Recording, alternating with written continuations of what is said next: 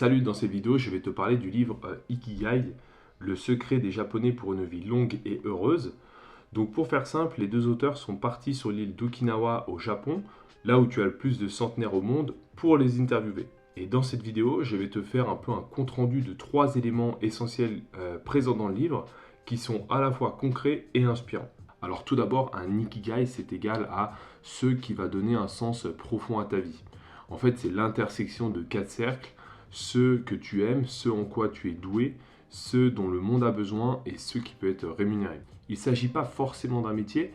Votre ikigai, ça peut être par exemple jardiner, cultiver des fleurs, quelque chose, faire de la peinture, de la création, aider les personnes, etc. Un truc qui en fait va vous passionner et dans lequel vous pourrez vous plonger pendant des heures sans voir le temps passer. À Ogimi, un village centenaire à Okinawa, les retraités disent: on ne prend jamais notre retraite, on change simplement de rôle dans notre communauté.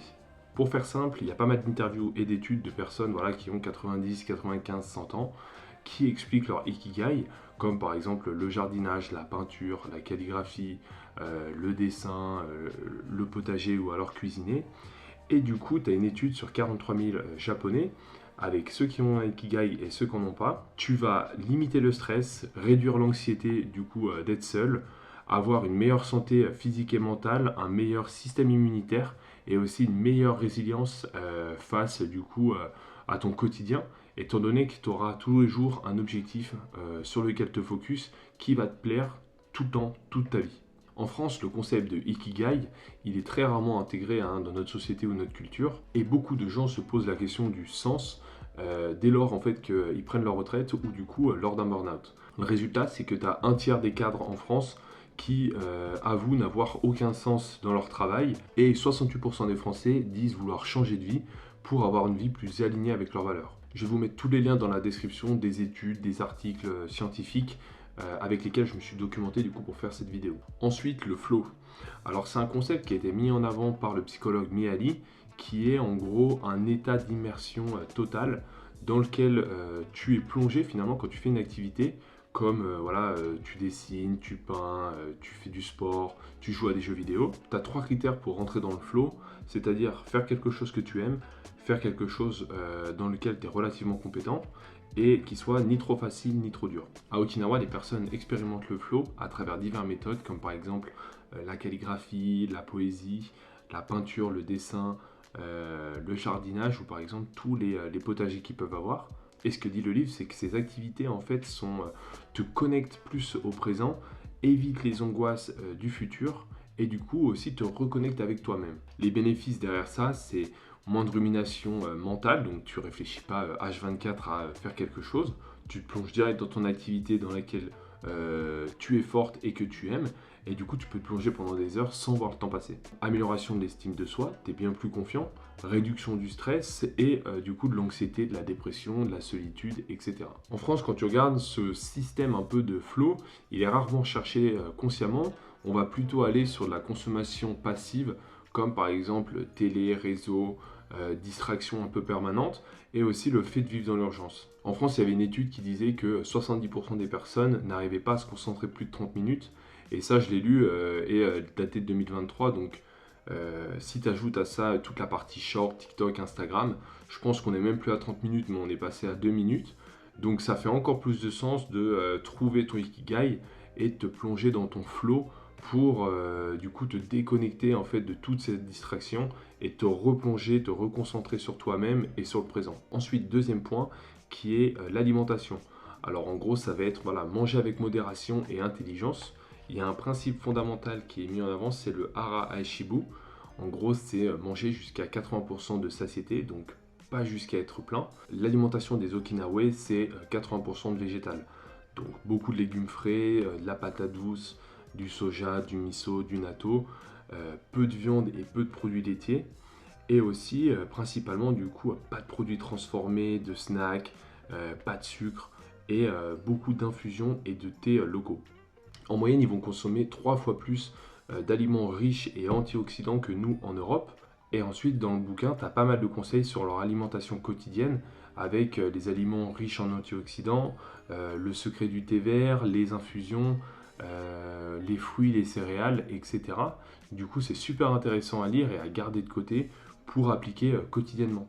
Le livre, il insiste aussi sur le rapport émotionnel à la nourriture, c'est-à-dire qu'ils vont manger ensemble, enfin cuisiner ensemble, manger ensemble, remercier l'alimentation et aussi manger en pleine conscience. Les bénéfices du coup de cette alimentation-là, c'est principalement par rapport à ta santé. Ça va éviter tous les problèmes que nous on va avoir, le fait de manger trop salé, trop sucré, en trop grande quantité.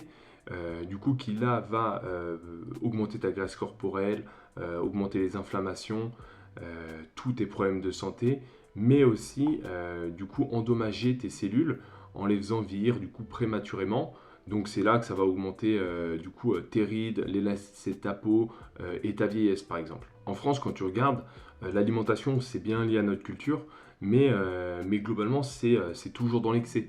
Voilà, c'est souvent voilà, transformé avec des snacks trop sucrés, trop salés, trop riches, les desserts en grosse quantité. Et du coup, ça fait que tu as 50%, même plus, hein, je crois que c'est 55% des Français qui sont obèses ou en surpoids. Et à ça, tu rajoutes le fait que du coup, tu manges sans émotion, sans plaisir. On vit toujours dans l'urgence, donc tu manges vite, histoire d'engloutir ton plat. Et très souvent, tu te divertis. Tu manges devant la télé, tu manges devant ton téléphone en scrollant. Et du coup, tu perds en fait toute cette logique que tu as derrière l'alimentation.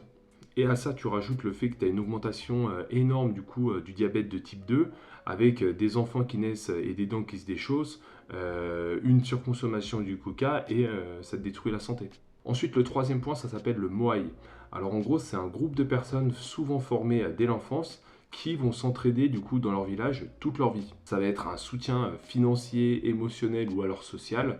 Ils vont se rassembler très souvent et partager du coup leur joie et puis voilà leurs difficultés quotidiennes. À Okinawa, en gros, chaque individu fait partie d'un groupe, d'un cercle stable et durable. Ils mettent le concept de Moai au même niveau que du coup de l'alimentation pour leur longévité et leur bien-être mental. Alors que tu vois, nous par exemple en France, ce concept de Moai, il est complètement inexistant.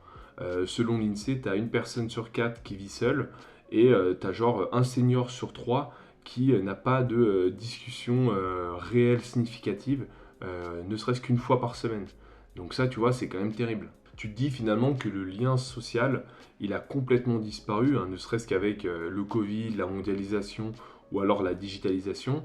Et tu vois, aujourd'hui, à la différence de l'époque, tu connais limite même pas tes voisins. Tu vis dans un appartement et en fait, ton voisin, il est complètement inconnu, alors qu'à l'époque, tout le monde se connaissait, tout le monde partageait des moments ensemble. Et le résultat à ça, c'est que finalement, tu peux compter sur plus personne. Tu te retrouves généralement tout seul, en dépression, full solitude, tu deviens anxieux, et avec le Covid, ça n'a pas aidé. Et finalement, dès lors que tu as un problème, en fait, personne s'aide. Il n'y a plus de filet humain, il n'y a plus de, tu vois, il y a plus d'humain derrière ça. Et on est là, on fait notre vie, on trace notre route solo, alors qu'en fait, tu pourrais vivre bien plus heureux avec tout le monde. C'est un proverbe qui dit c'est mieux d'être seul que mal accompagné, mais en fait, c'est complètement faux. Tu vois, dans le bouquin, il te prouve par A plus B que finalement, la solitude, ça amène que des galères. Dépression, anxiété, solitude. Et que l'aspect social, c'est le deuxième point le plus important pour ta longévité. Voilà pourquoi Ikigai n'est pas juste un concept, hein, tendance japonais, mais une vraie philosophie de vie complète. Alors dans ce livre, hein, il y a énormément de choses qui est abordé. Moi, je t'ai juste résumé ça en deux trois points. Mais dedans, tu as le sport, la santé mentale, toute la partie méditation, la logothérapie, etc. En France, on a beaucoup de choses précieuses, mais on a tendance à aller trop vite et à en oublier l'essentiel. Donc, je te recommande vraiment d'acheter ce livre si tu as envie voilà, de te recentrer sur toi-même et de prendre un peu de recul par rapport à ta vie. Et voilà, j'espère que tu as apprécié cette vidéo et on se retrouve à la prochaine. Salut!